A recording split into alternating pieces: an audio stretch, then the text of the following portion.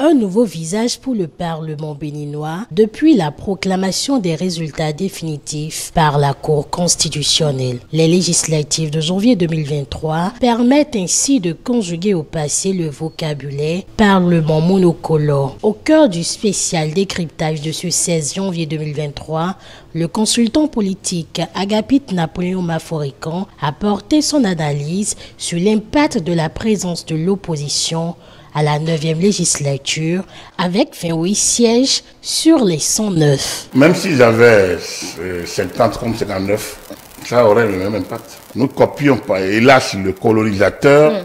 Nos oppositions ne servent jamais ou servent très peu à produire l'alternative, à créer l'alternative. Nos oppositions ne servent pas à corriger les lois. Nos oppositions servent à bloquer. Depuis la France jusqu'à cette ancienne colonie, l'opposition sert à bloquer, à empêcher le pouvoir. Or, l'exécutif est élu, le chef d'État est élu pour conduire une politique. Bien sûr. Alors, si le rôle de l'opposition est de bloquer l'action du gouvernement, il se pose une situation. Donc, normalement, dès que l'opposition a connaissance d'une loi, si elle est bonne, pourquoi ne pas la voter? C'est parce qu'on est dans l'opposition qu'on doit nécessairement trouver une voie alternative. À en croire le consultant politique, nous avons au Bénin un modèle d'opposition de blocage qui ne reflète pas le concept d'opposition que les démocraties attendent. Depuis 2017, lorsque l'opposition a bloqué le projet de révision constitutionnelle, mais lorsque vous les écoutez, ils ne disent rien de...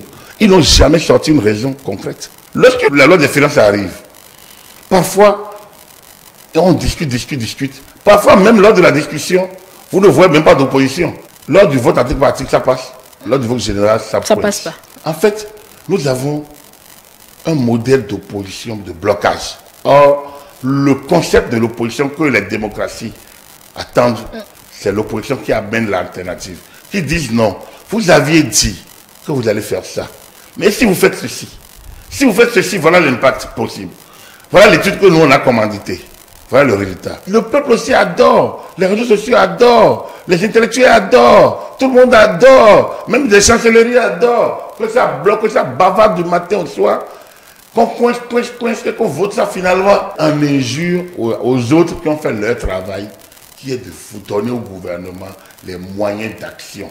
Le Parlement n'est cependant pas un contre-pouvoir. Il doit compléter l'exécutif qui, lui, agit dans la vie quotidienne des citoyens, et ceci à travers les moyens que donne le Parlement. Cette opposition, ce qui est curieux, qui ne donne pas les moyens à l'exécutif, c'est la même qui veut contrôler son action. Mais vous voulez contrôler l'action que vous n'avez pas autorisée. Il y a quelque chose qui cloche.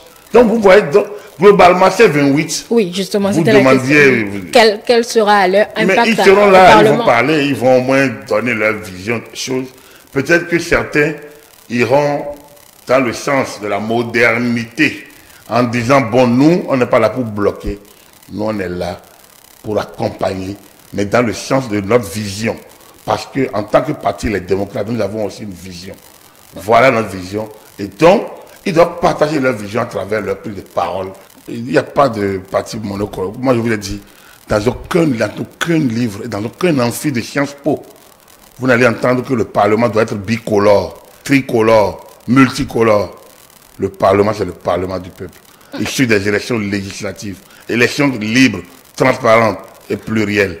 Les regards sont donc tournés au 12 février prochain, date où aura lieu l'installation du Parlement de la 9e législature.